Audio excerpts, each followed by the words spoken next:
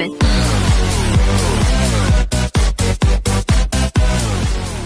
Okay, so of course we've told you guys that we're going to bring stories, inspirational stories, honestly, and today we're featuring Ochanya. Oh, more. Yes, Okay, we're let me featuring sit Ochanya because we mentioned earlier in our previous episodes.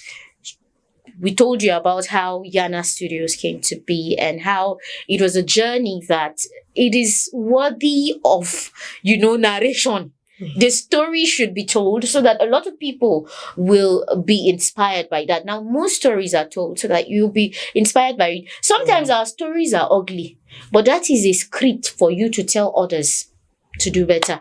The story about how Yana Studios came to be, how Yana TV and radio studios came to be.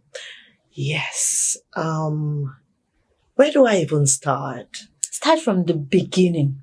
Let's How the start dream from was the very birthed. beginning. It's a very good place to start. Okay. So see, Alanana. You put when she said, let's start from the very beginning, is a place to start. Kasa, 1, 2, 3. Okay. So you narrate the story. I understand. You get that place. Yeah, I like it. I like Yana Studios, right? Yana Studios is a dream come true. Mm-hmm. I always want to say it's not a business. It's not. It has been something that I've always thought of. Mm-hmm.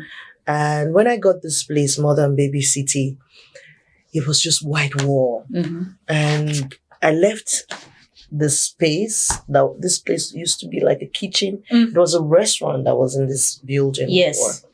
I got a smaller place just to start my baby Modern Baby store because of my program on radio.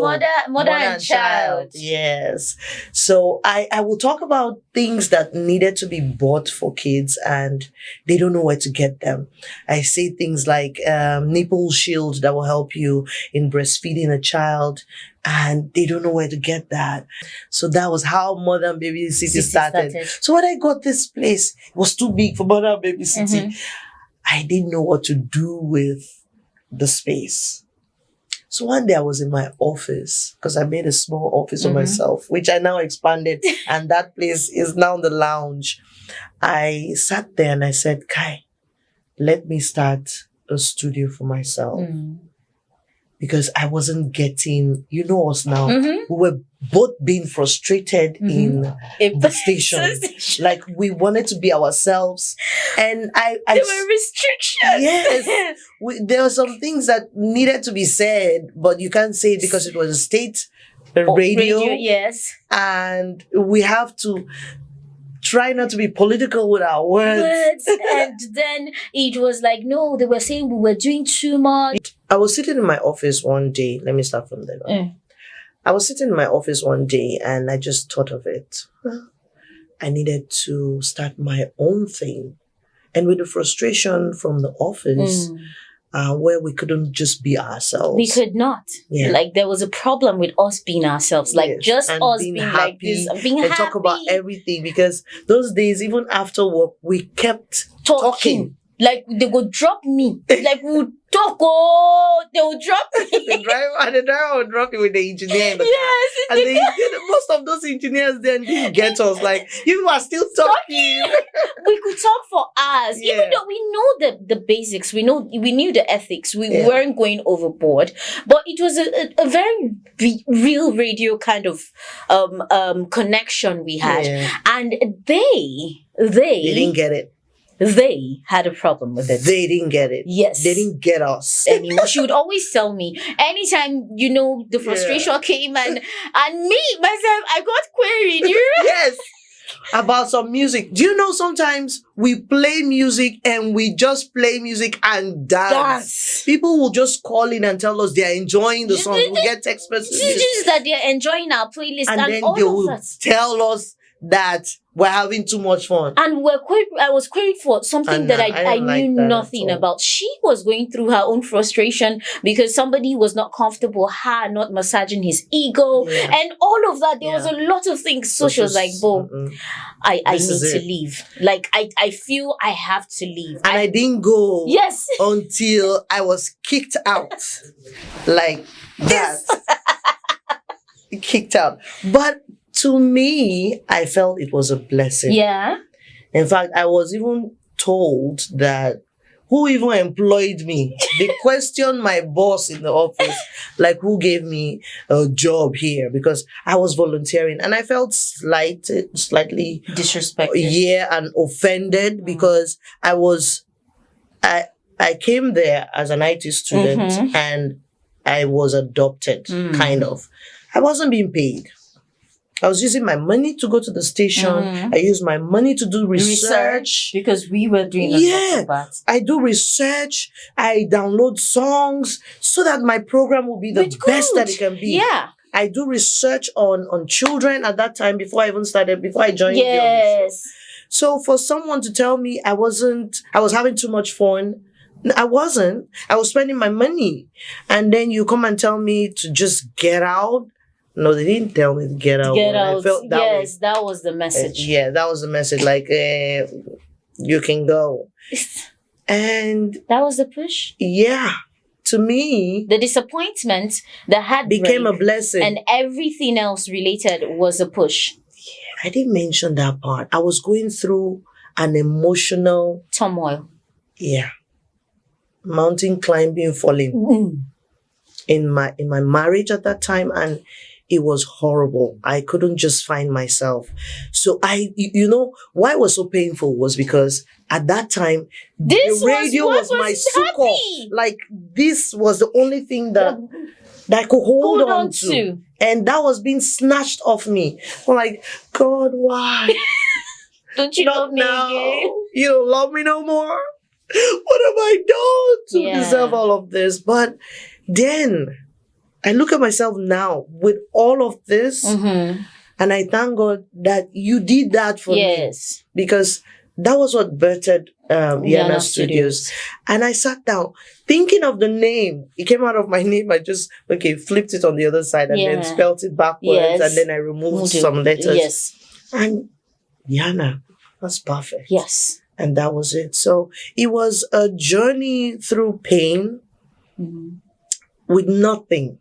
I didn't have monies. And then she'll tell me, oh, I want to do this. Oh, Rainbow, can you imagine some people brought Dunlop for sound? I said, no, I don't want that. I want the best. Now, if it was somebody else, because you were desperate, you'd have accepted everything. But you had a picture of what you wanted. Yes. Coming from a background of production, with the likes of Sani Moazu. He will always, in fact, then he will travel outside the country. He's going to bring chocolate and whatever. My boss, Sani Moazu, will bring gadgets. Will bring the latest camera and the latest laptop. I'm like, yo, this guy. Is it about the studio? Without knowing, I got influenced by that, like wanting the best for myself. And he actually gave me the first job here. He called me up and, do you still sing? I'm like, yeah. And I did the soundtrack of one of a series that is running on DSTV. So it became a blessing. Yeah. So sometimes when you go things through, don't question God. It's a redirection. It's a redirection. I want you to say that to yourself for me. You said it really better. Yes, it's a redirection. You know, sometimes we pray for certain things, and just because God doesn't answer us, we feel, oh, no, is that flower I want? Is that thing I want? And it's like, yo, I'm going to give you a rose garden. Like, just hold on. Because you're not seeing it doesn't mean it's not there, and He's not going to give it to you. And He is all knowing. Yeah. So He knows what we need more. And now she couldn't be happier. See her adding weight. In fact, In fact, I want to go back to the gym. To the gym. Are you seriously going to do that? No. Okay. Yeah. So let's I clear won't. that. Let's clear that out of the way. One thing with you I know is this: you're so passionate about impacting people. Exactly. You so get that's the what next. exactly. The what So next. And yes, it has been happening because a lot of the times you find young guys here, yes, the youths who are really not doing anything. Uh-huh. And what I wanted to create was a safe haven for them to come over. And I say, you can use the camera, right? Okay, you teach this one that can use the keyboard in the audio side to produce. You can produce. Okay, teach him. And that way, monies are not being exchanged, but talents are being exchanged without too much stress. Like I'm creating that space for the youths to be here and learn something. And so she plays the role of a mother, a tutor, a mentor, and a whole lot. I feel that for me, the inspiration here for me is that the journey started from nothing. Yeah, nothing. Like just an imagination that you had. You just wanted a baby store. Yeah, and then exactly, you wanted a baby store because you wanted more for your kids, and you wanted to, because you have a sense of style. You now have a good nose. You sniff yourself, and you sniff others back to your space, which is good. You get but then it's a feel good feeling. Like let it be known that a lot of things happen for different reasons, and we don't just beat ourselves up and we throw pity parties and want to be pitied. Instead, we use that situation. Yeah, that situation, she breaks down. But she breaks down at the right space at the right time, and then she comes back. Don't think she cries. I do. But then I do. But the thing is, growing up, I've been taught by my mom that smile always, because the world doesn't really care what you're going through. So if you want to cry, go into your room. Yes. Cry very well. My mom won't stop you when you're crying. She'll meet you. Even when my dad died, when I was crying, she told everybody to leave me alone to cry, because I hadn't even cried. Yes. At that time, I was trying to do the arrangements for the burial, calling relatives and friends and all of that. So she will let you cry. When you're done crying, then she'll tell you, okay, go and wash your face. As young as we were, because I can cry. My own cries. And when I now remember the thing again, you cry again. Yeah. She said, no, don't cry like that. Because as you're crying all these minutes now, did anybody answer you? Say, no, ma, okay, let me tell you what to do. Go inside, then you wash your face and continue your business. You are finished with that matter. So I've taken that approach to life. And when things happen for me, because I was at my worst, but people never knew. But I cried. Even when the incident happened in the office, when I had to leave, I went home and I cried. There was a day I called you. Yes. In fact, I was drowning that day. I had to call you to please come over to my place. Yes. Amen. And I was glad I called her, because I couldn't hold it anymore. Yes. So I came, I think at around 11 p.m. Yeah. It was a night. Yes. I couldn't. And it feels good to know that, somebody like that can be vulnerable to you. Always have one person that you can run to. That you can be vulnerable with, because at the end of the day, we all need somebody. Yeah. But then not somebody that will ridicule you, but somebody that would encourage you and pray with you and tell you the truth. Exactly. Your go-to person. Yeah. Your ride or die. Go-to person will not even take your matter out. Yes. Because that's what a lot of women fear. A lot of women. Don't blame them. Yeah. I it's hard though. Yes. It's easy to talk about it, but when you're really caught in some situations, you really don't know who to tell. Have that one person that she will tell you the truth. Whether you cry your eyes out, she will still tell you were wrong.